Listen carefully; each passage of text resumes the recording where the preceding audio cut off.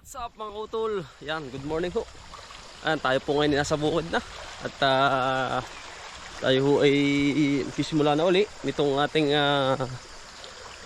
ampalahan din na rin mga utol. Pero ang pinakamalawak natin ito ho. Itong kabila. Ito ay nakakondisyon na mga utol. Ano, ito po. At nakadalawang araw na ho itong umuulan.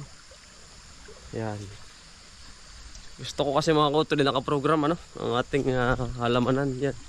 Salamat po sa nagsabi ng na tanim. Sayang daw po yung pagkataniman ko. Ay aking taniman na. Saka daw po yung mga ganaring gilid-gilid. Mga kautuloy ito. Yan po mga sakong iyan. Pinaglagyan ng ipot kahapon. Ibisin po lahat yan. Ito. Ilalagyan po namin yan. Ito ho ay arisili, papaya. Alin man po sa dalawa. Saka po ito ay tataniman ko rin. Mga kautol lang. Ampalaya. Ayan. Mas marami pong ampalaya natin ngayon kasi mga kautol.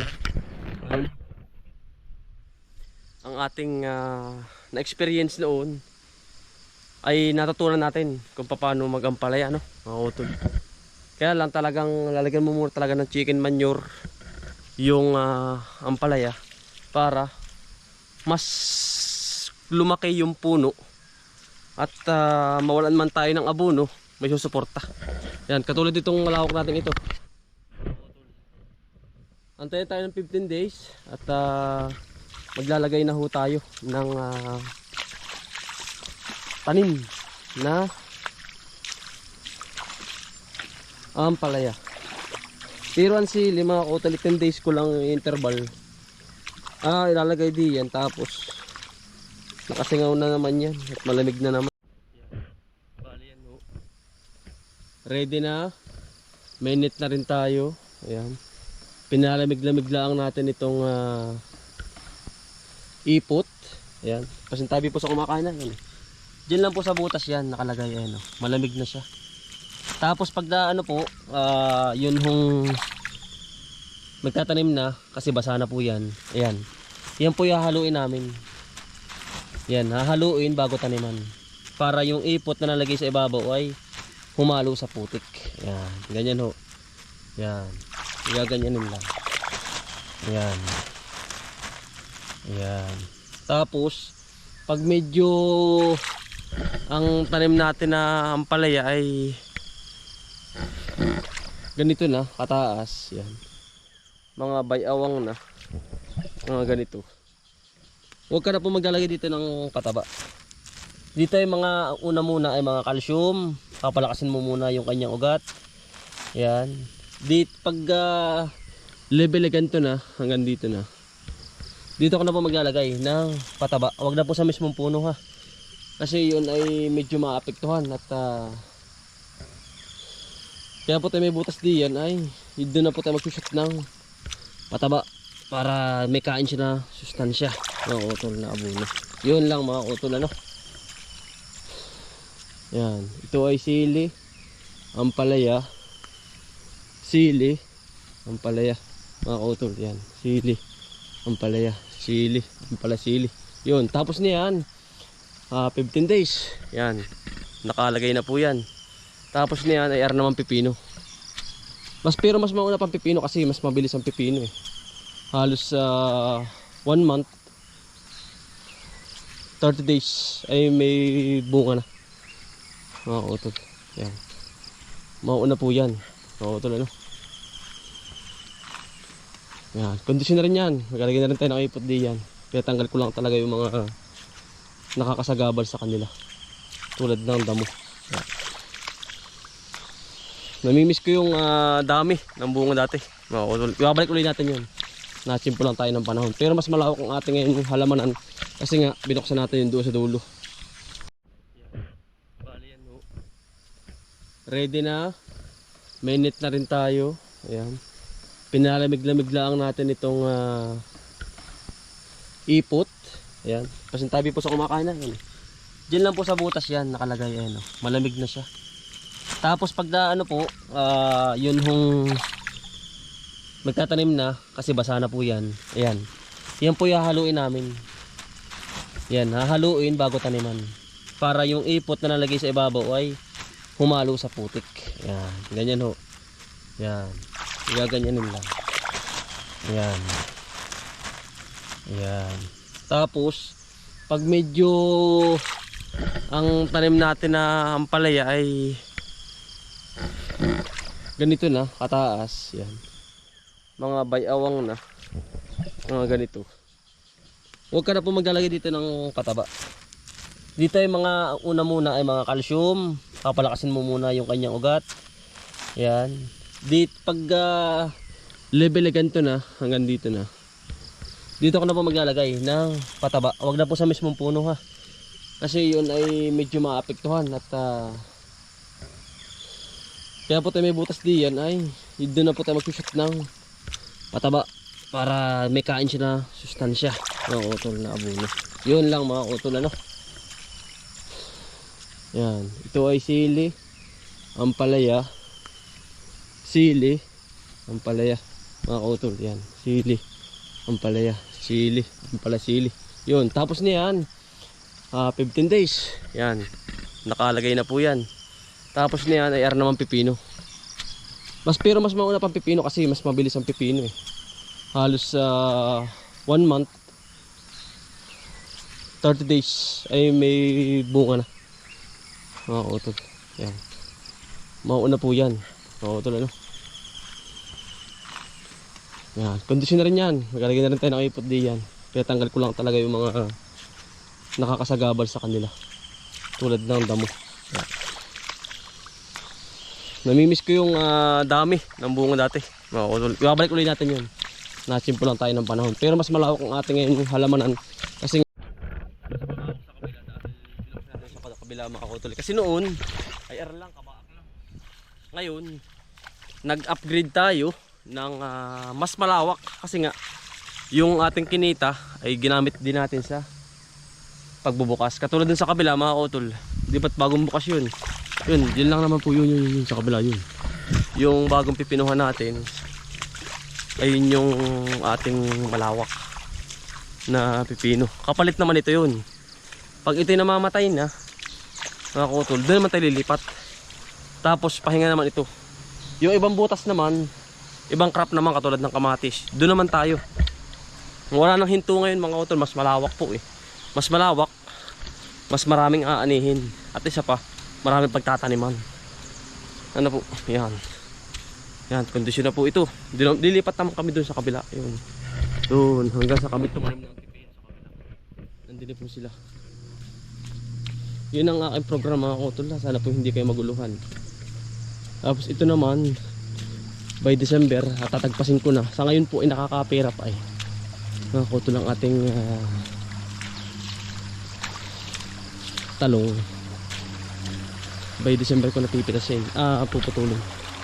Para hindi ko masayang naman. Sayang pa yung blessing eh. O dumadating mga utol. Nandun ho sila. Ang ating mga kaibigan. Ayan ho sa kabila.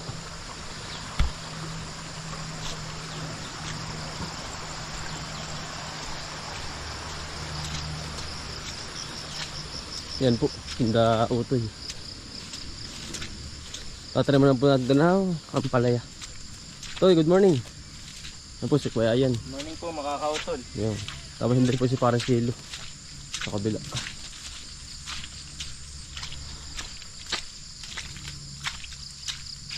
Yan natin po. Parang silo, good morning. Yan po. Naahawa na po namin dito. Para pag-grass cutter niya ay anong gara. Sayang pa rin talong ay ano. Sayang pa rin, nakapagkikitaan pa rin natin. Mga December natin pitasin. Ano yun ano? Oo, para bago tayo nagpapalaki ng ano hindi. Ano? Bless. Ano? Gitna. Ayun na po yun. Maganda sa may plastic mga koto. Ay. Sa ganitong gamas, tabi lang. Ayun.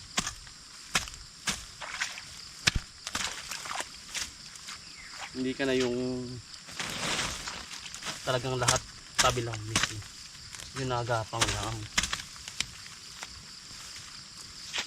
Matatanggal mo. Nakakaminus-minus.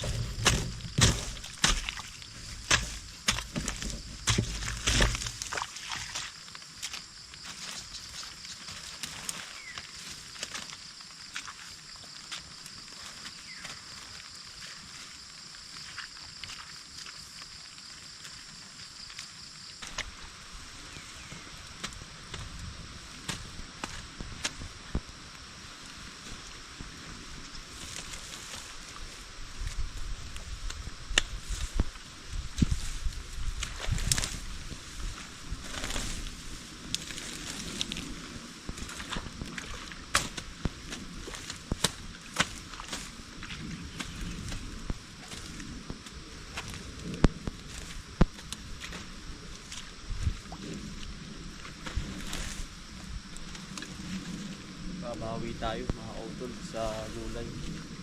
Hindi mo sa palay ay gulay tayo.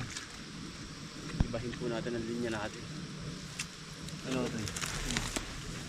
Sa para eh, 50-50 mga utol. Wala kang kinita. Huwag magsasaka.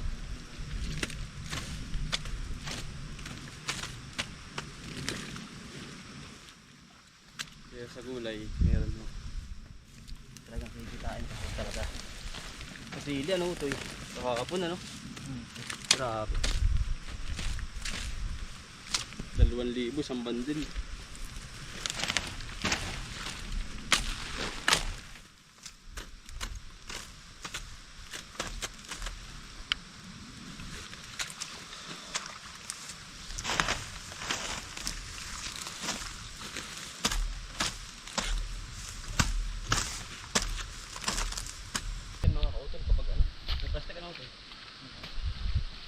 Ay kung wala ay hapon.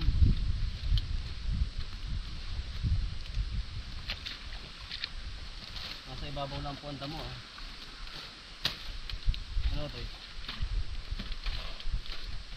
Nasa pinakang ibabaw lang oh. Kaya yun ang advantage ng plastic. Kasi yung mga natubong damo wala na sa ilalim.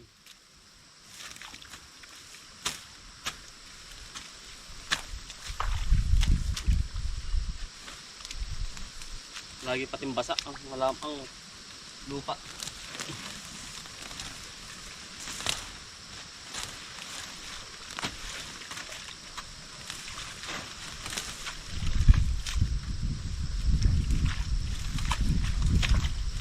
Madali pong natin tamo. Sa po agad eh.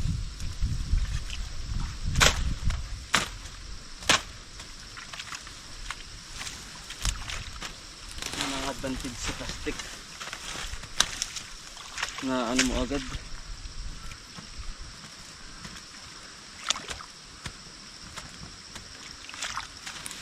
tatanggal po agad naman.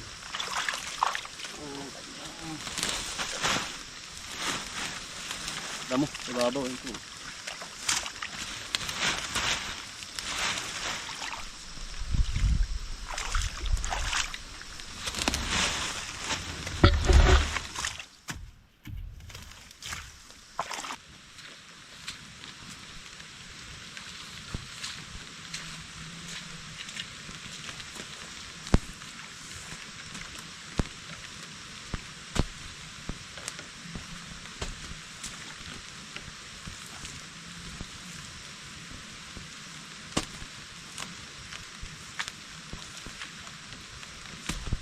Butas na tayo mga utol.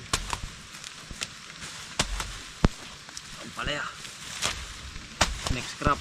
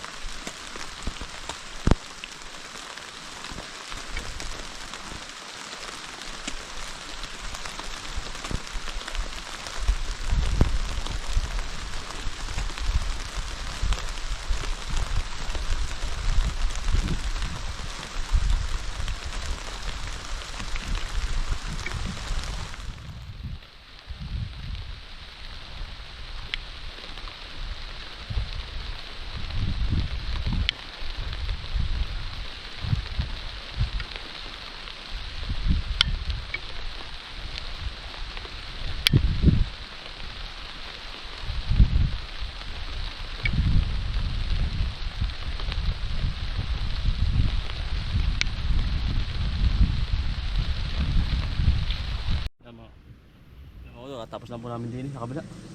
Kapit tatabi niya natin. Tapos na po ay natin pong tatabi na.